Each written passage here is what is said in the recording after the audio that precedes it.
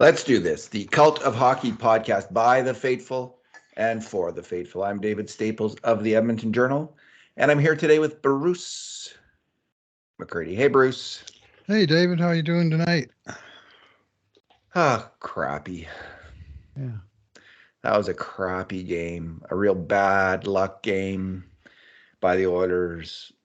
Nonetheless, Vegas had some strong effort at even strength. But man, just one bad thing happened to the Oilers in that game after another, adding up to a 4-3 loss in Game 5 to the Vegas Golden Knights, and they're one game from being eliminated from the playoffs, as the Toronto Maple Leafs were tonight in Toronto.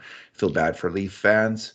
But I think Oilers can come. Obviously, the Oilers can come back in this series. They played well tonight, but not well enough to win. Bruce, this is our two good things, two bad things, and two numbers podcast because it was a loss. We'll go with two bad things each. What is your good thing? Yeah, I'm going to go with the play of Brett Kulak. I liked his game tonight a lot. Of course, his role was increased due to the suspension of Darnell Nurse, who the Oilers really missed in this game, in my opinion. He played 20 minutes and 15 seconds, of which he played just at even strength 7.5 minutes with CeCe, 5.5 minutes with Desharnais, 2.5 minutes with Bouchard. And so all three, he saw plenty of time with all three of the right shot defensemen. As Edmonton kind of went with a 5D rotation, and Broberg spotted in very occasionally, and he had a bit of a rough night with 2 penalties and just 6 minutes of ice time. But I liked Kulak's compete. He made a couple of really great defensive plays, stick lifts and stuff to break up dangerous chances. There was one 2-on-1 where he stood up to Jack Eichel and took the puck off of him. That was impressive. And he broke even on the shot shares. He didn't get any shots of any description himself, but he was certainly involved in the transitioning of the puck. And I thought he rose to the occasion of what was a pretty tall order for him. Yeah, I thought let me just see what I've done the game grades tonight. So on those on the nights when I do the game grades, I find that I'm a little bit still distracted from grading the game in real time and tracking all the scoring chances and it's hard to do it all. I did that last Saturday, and it took it took a long time to get it all sorted out.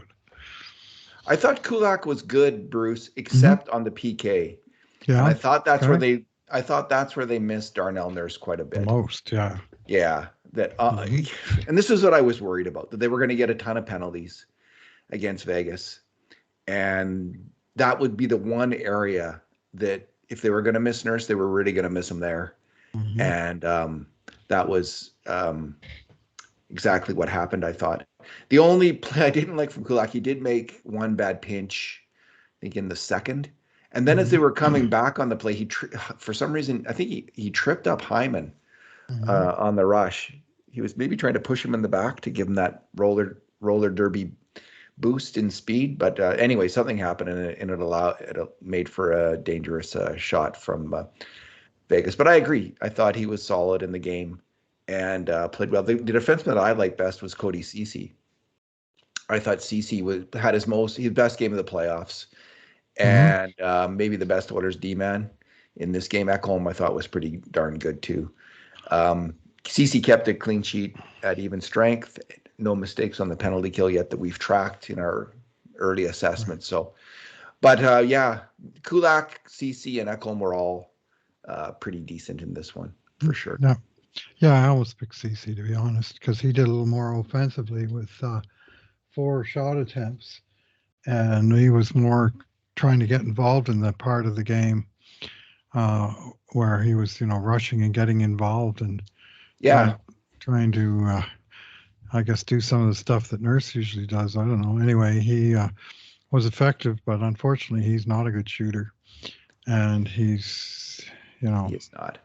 He scored in game number 2 of the season, and since then it's been for him I think 78 playoff or regular season games and now 11 in the playoffs. So 89 games without a goal. Ouch. Yeah. Could have used one Bruce, tonight. I'm gonna just my good thing tonight is going to be Connor McDavid, in particular the first power play goal, and I'll get to that, but I'll just highlight some of the other stuff he did. He threw some hard hits. He was continually coming back on the back check to make strong plays, including stopping a breakaway from William Karlsson late in the third. He was forechecking. He on that early power play in the third period, the 4-minute play after an absolutely brutal boarding call, game misconduct on Keegan Colasar, which deserves a suspension as well as the hit. We'll see if that happens or not. On Matthias Ekholm, the Oilers got a 5-minute power play. He scored just an incredible goal rushing the puck in, past two Vegas defenders. He puts it on net, and then with his incredible hand-eye coordination, he puts in the rebound.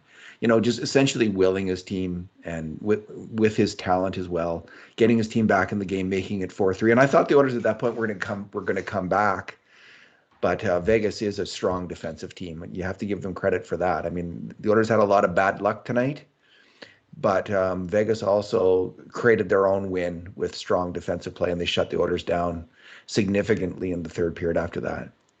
But the most sublime moment of the game and for the Oilers, like the one really great moment, came in their first power play. I think it was their first. They had the puck 87 seconds after Nugent Hopkins picks it up in the neutral zone and puts it to Bouchard, who puts it to McDavid, who rushes it in for their first chance of the sequence, first shot. They controlled the puck for 87 seconds in total, Bruce. There was 28 passes in that sequence and 5 shots. It ends up with Nuge firing from the high slot. It's deflected. It goes to McDavid at the side of the net, and he puts it in. But the passing, the puck retrieval, using the point, continually putting it back to Bouchard, was sublime. It was one of the greatest moments of the greatest power play in NHL history, that goal. Of course, the Oilers, all of their goals this game came on the power play. And that's great. But it's hard to score 4 power play goals in a game. Maybe you're going to get 3, but are you going to get 4? Maybe not, Bruce? Yeah. Maybe not. Yeah, well, Edmonton went 3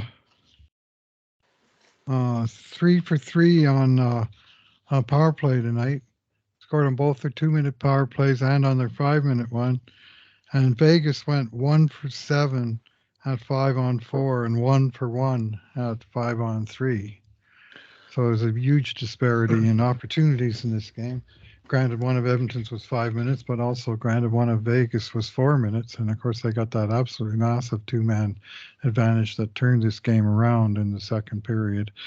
And I think you're going to get into that a little bit later. So I will bite my tongue for now. Yeah. There's lots to be unhappy about with this game. Just compounding bad luck. And, the story of the game was compounding bad luck, and Vegas at even strength outplaying the Oilers. Okay, let's move on to our bad things. What's your first one, Bruce? Yeah, I'm going to pick out Matthias Janmark for having a particularly tough night. He played tonight. Matthias Janmark played 4 minutes and 56 seconds. 4 minutes and 56 seconds, during which he was on the ice for one of the Vegas goals and in the penalty box for 2 Vegas goals. So 3 of the 4 goals, he was not, in the right place. And honestly, the one goal, I mean, he and Bukestad, I see we trimmed them both with with an error on the first goal. So he was actually involved in that specific play as well. And he allowed the outside shot, and Bukestad was supposed to take Eichel at the net. And then, of course, Eichel bowls over Skinner. And Eichel takes Skinner instead. And I don't know, Bruce, is that a goal? Like Skinner's out of the crease. Come on.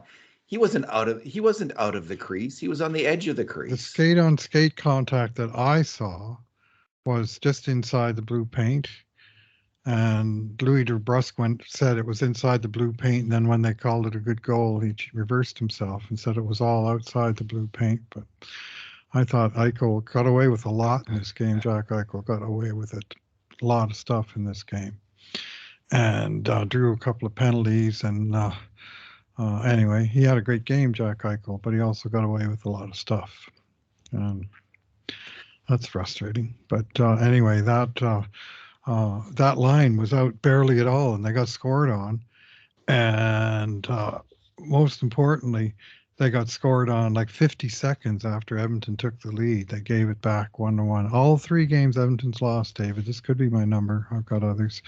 They've scored first and given up the tying goal within 2 minutes, and in 2 of the games within 1 minute of taking the lead. And it's been a constant problem all series that they score and they just can't hold it or can't consolidate. And then in the second period, Vegas scored, and they scored again within 29 seconds, and they scored again within 60 seconds. So again, we had a case where this time Edmonton first time they couldn't consolidate, second time they couldn't stop the bleeding, and that was all of the Vegas goals. Yeah. Bruce, my first bad thing is a penalty call, which has been already roundly criticized. It was criticized by the Sportsnet panel, by Kelly Harudi and Kevin Bieksa. They both noted the things that I'm about to note. Of course, Bob Stauffer got mad at it on Twitter. Yeah, well, rightly so. But Bruce, this is it was incompetent reffing. And it's just the classic incompetent, right? It's a ref not trusting his partner in a really kind of egregious 100%. Way. If I was the other referee, I'd be in the dressing room saying, what the heck were you doing, Steve Kazari? Making my call. I saw it and it wasn't a penalty. And then you called it from a mile away. Stretch pass to Eichel. Yeah. It's okay, Bruce. It's a stretch pass to Jack Eichel, and Philip Broberg's out there trying to cover him.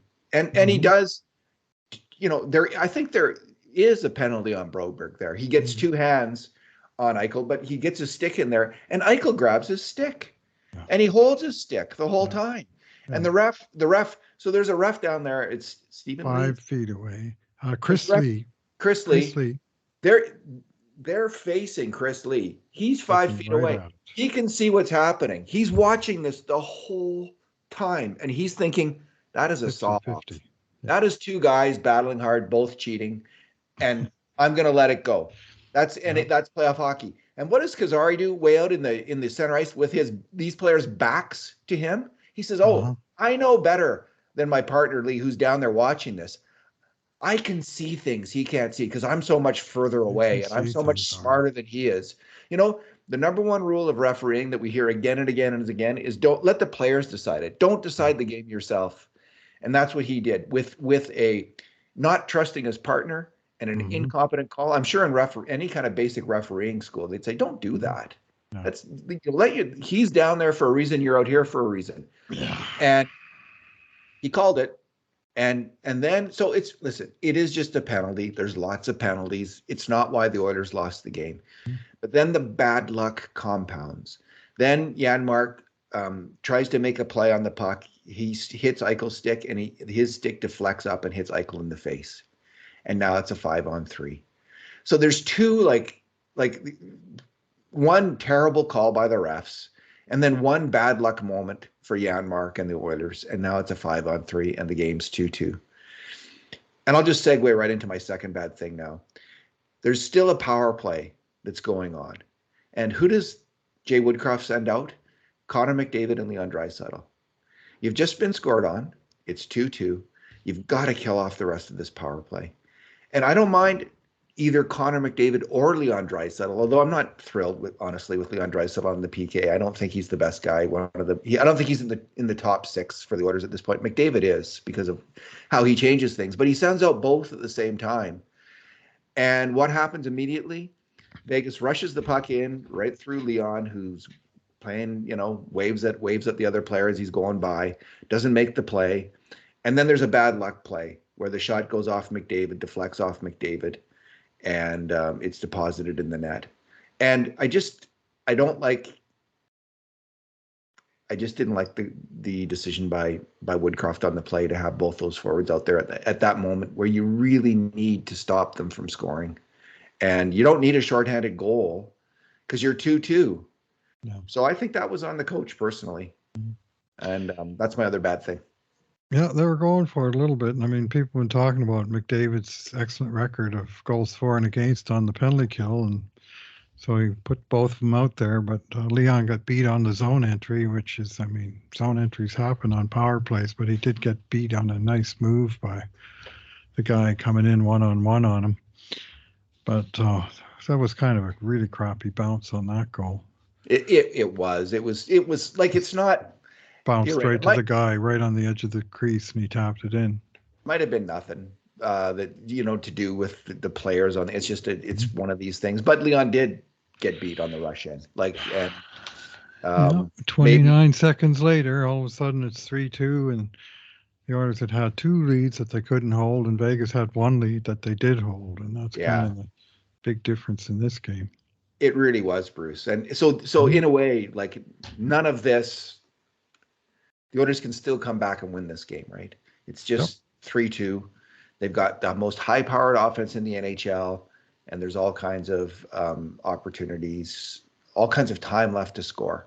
All right, what's your second bad thing? Yeah, I'm going to go with the late shift in the third period, with the Oilers trailing by a goal with like 3 minutes to go in the third period, almost down to goalie pull time. And they put out because I've now stacked Connor and Leon on the first line, they put out their second line of Nugent Hopkins with Yamamoto and Hyman. Three pretty good players, you think. And those guys spent 1 minute and 40 seconds losing battle after battle after battle in their own end of the ice. They never won possession of the puck at all. And it was just they were doing the one-on-one thing, but Vegas was just having the puck, and nobody was ever like checking the guy with the puck. They never, it seemed at a certain point somebody's got to take a risk out there and double team somebody and cause something to change the flow of play, which is going precisely nowhere. It was almost half of the remaining time on the clock that these guys were out there, and the puck was in their zone for the entire time and on Vegas sticks for almost the entire time. And when they finally got it and Yamamoto got it in the slot with room to move it up, he coughed it up. I mean, make a damn play, Seriously, like, you've been out there that long and you can't even dump it out and race to the bench so that somebody better than you can come out and take over. So, because that was just horrid. And I mean, the clock's just tick, tick, tick, tick. And I'm going, we're never going to touch the puck again, let alone get a shot, let alone score. And I just thought that was a pretty weak effort from top players of the Oilers at a time that they needed way better. They needed somebody to get their, roll up their sleeves and win the puck. And none of them could. And when they finally did win it, they just fumbled the exit. And I mean, if the Oilers go out, Bruce, in this playoffs, the even strength play of those three guys is going to be mentioned. And you know what? Like, Kailer Yamamoto, well, Costin only played 331. Like, I'm not sure. Like, why not put Costin out there for a couple shifts instead of him? Well, because to me, Costin was terrible. And for a little bit that he played, he wasn't skating, he wasn't hitting. He just was one of those games where he just wasn't engaged at all. And other games, he's been all over. But this game, it showed early. But Yamamoto, I mean, this is Kailer Yamamoto, played lots of minutes on the top six tonight. And he wound up with a -1 where he was part of the triple screen on the goalie on the floater that's by Nicholas Haig that turned out to be the game winner. I mean, come on. So he was part of that. He took a real lame penalty of 200 feet from his own net, and he had the following totals for shots: 0 shots, 0 shots that were blocked, 0 shots that missed the net. So 0 attempts of any kind in 12.5 minutes, 0 hits.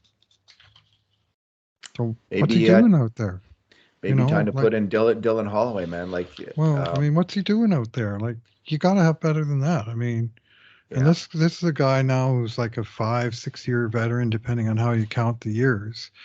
And I mean, they had 3 veterans out for that long shift, but he was a big part of the problem there. And there's just too many nights where you just don't get anything at all out of that position, and it's Yeah, they scored it's like painful in a 1-goal loss.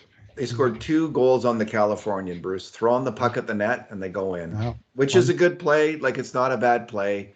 Sometimes they go in, but it's man that like Skinner threw up his arms, Mm-hmm. um, and he got heck from the panel. He might have been mad at himself in that one, but on the other hand, 3 guys screening him: Yamamoto, Well, Ekholm, and Bouchard all screened him. He didn't see the mm-hmm. puck. Yeah, None of them blocked it. It's just one of those like, yeah, and he didn't block it either. and he didn't And block it it either. does, yeah. These people that go overboard saying, well, he's showing up his teammates by doing that.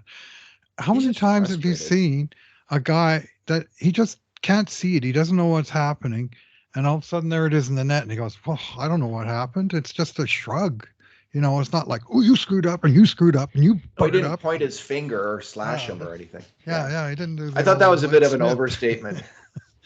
Yeah, well, that panel is, they kind of aggravate me sometimes. And I got to say, Louis DeBrusque, man, oh man, will he ever take the Oilers side again on any play? It's like I'm on national now. I really have to go overboard to be fair to the other team, and it's just like Las Vegas, Las Vegas. Come on, Louis.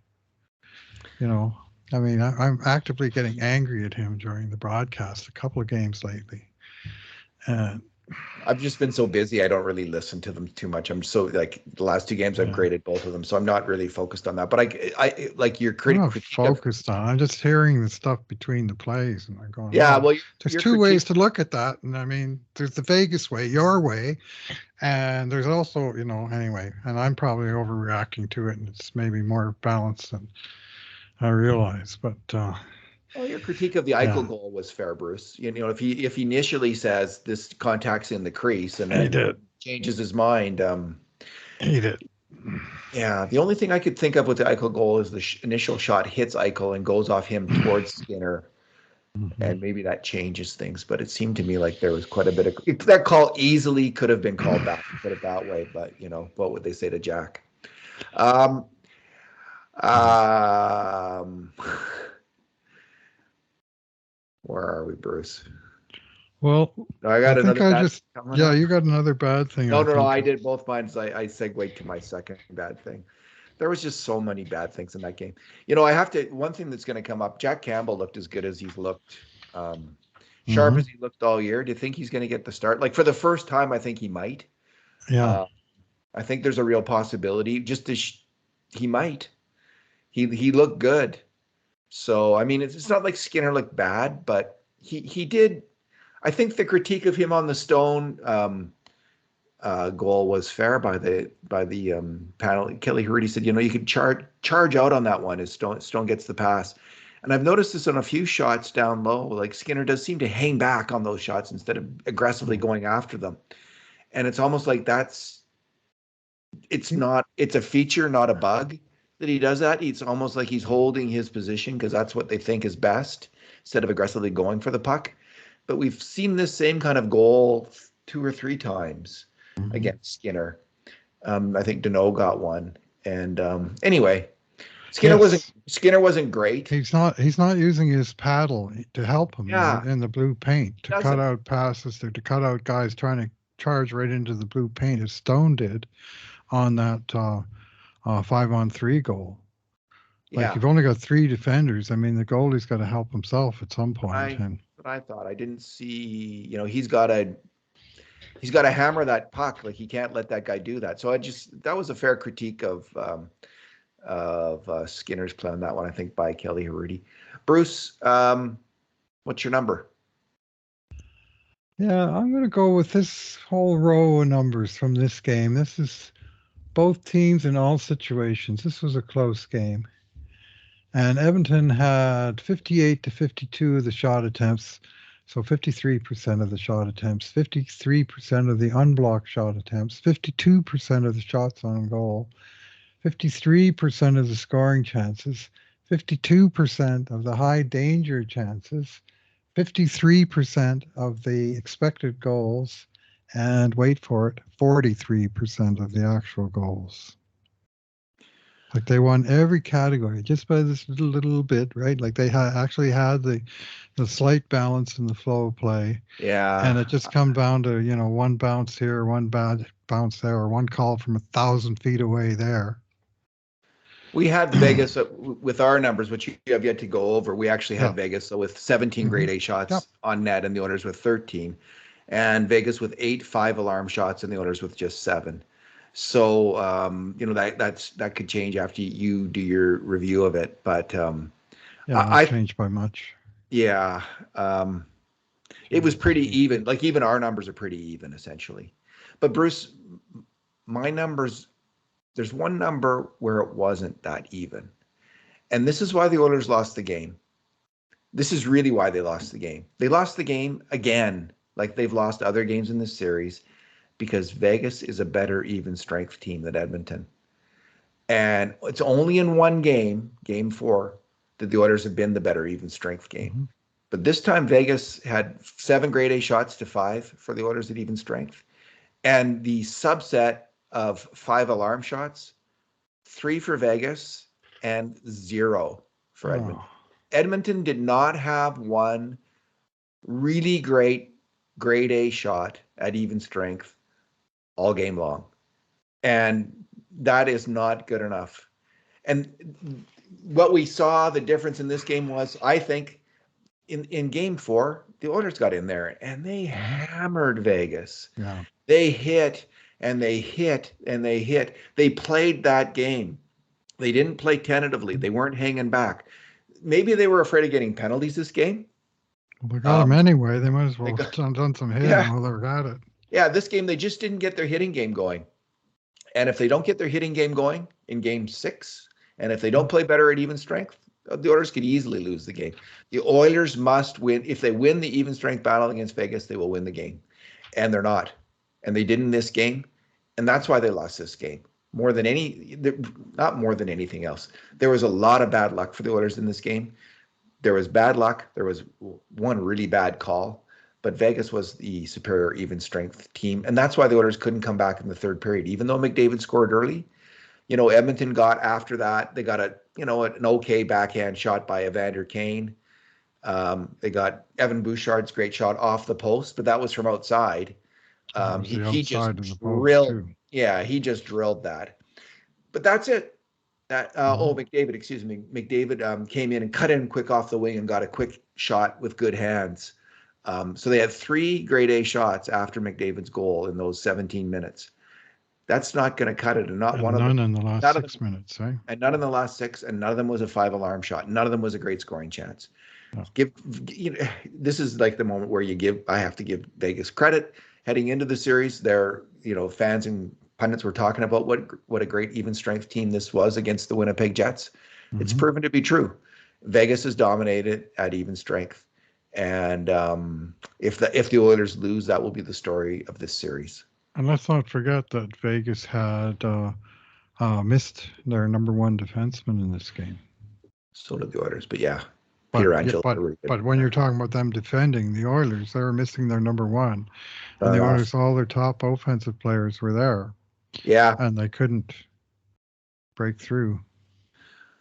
What was the power play time on ice in that game then in the end? Tonight's power play time on ice was 7:34 for the Oilers and 9:47 for the Golden Knights. So fairly even. Well, sorry. The Oilers really needed 4-3, but yeah. Yeah, the Oilers really needed to score. The game score. The Oilers needed to score 5 power play goals on their 3 power plays. So it's really the power play's fault because they only got 1 goal in that 5-minute power play. They should have scored 4 or 5 in there, really. I was hoping they'd score 2. That's for sure. I was hoping they'd score 10 after that hit. Yeah. Honestly. What an asshole play by Colasar. Totally. It's just an asshole play. Filthy. It really is. And Ekholm's laying on the ice and the blood's pouring down and he's going, what'd I do? Yeah. Just ran the guy face first into the glass. That's all he did. Anyway. You think he'll get suspended, Bruce? I don't think it matters, David. I mean, it's not like we're talking about a top player here, but True. maybe he'll get a game. But then again, the NHL set its new standards that you can Open season on Oilers. open season. I mean, yeah. So We haven't. I wonder if Dreisaitl's was 100% in this game. He did not have a very particularly good game for him, and you know, Yeah, his arm might have been mighty sore. You know yeah. what? So there was a lot of reaction. Mhm. And I was surprised, Bruce, but in if in NHL city after city, the commentators, pundits, bloggers, like people who are, talking, writing about the game, almost every single one of them said that was a bad joke from the NHL, giving Peter Angelo one game for that play. It was almost unanimous, except for Mhm. Dallas Aikens, who is apparently part of the Peterborough Mafia with Colin Campbell and King. Ah, So that he okay. was a dissenting voice. I think there was one other, but it Was was there just two? there was a guy, Kevin Kurtz. He writes for the Athletic. Wasn't very damn many that No, said only that was one just, game. and most people were outraged by the Uh-huh. fact that Peter Angelo only got one game. Like it is And that ridiculous. nurse got one game for engaging with the guy who'd been trying to go at it with him all game long. And that game, like sitting back in retrospect and looking back at that, I'm not happy with those refs from last game, right? They knew what was going on out in that ice last game. They could easily have given Nurse, they could have called 2 minutes each and 10 misconduct. They could have called 2 for roughing, 5 for fighting. They know the rules. And they're saying, okay, this guy that's a veteran, we give veterans the calls, but if he's Darnell Nurse and he's played 600 or 700 games in this league and he's played his ass off and he's about to play one of the most important games of his career, let's screw him and just call a penalty that means an automatic suspension for nothing. Uh, Yeah, the league, there was 2 other penalties in the league this year. I mean, I guess this means the rule is working. Two um, instigating penalties in the last 5 minutes with the automatic misconduct. Both were rescinded, and yet this one they couldn't rescind it. They couldn't call it differently in the first place.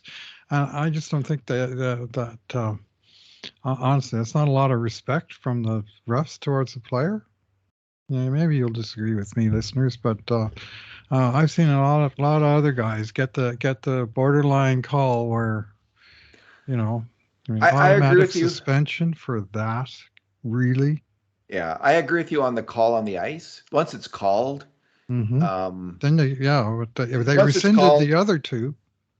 well, once it's called, I think you. I don't know what the circumstances of the other two were, Bruce. Oh, This was Nurse was looking for this fight. they Now both were. you could say the other guy was too. So yeah, that's why the call on the ice He is wrong. accepted the fight and he threw the Yeah, first 7 punches. the I call on mean, the ice yeah, was some wrong. instigator. Yeah, I guess they could have let it go because the call on the ice was wrong, and their opinion. And then they give Peter Angelo one game.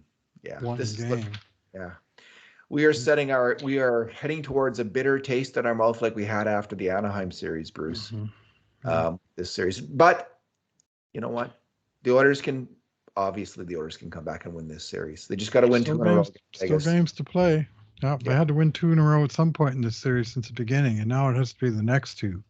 No more Well, excuses. I think they can I think do it. they can, but Yeah. not much margin for error. And as we saw tonight, a bounce or two of the puck and takes care of that. What we do know is last year they came from behind 3-2 to win a series, Yeah. and they've got some experience in that respect. As Mark Messier would say, we've got them just where we want them. All right, Bruce. Let's leave it there. Thank you for talking tonight. Right. Thanks for listening, everyone. And in the meantime, and in between times, this has been another edition of the Cult of Hockey podcast.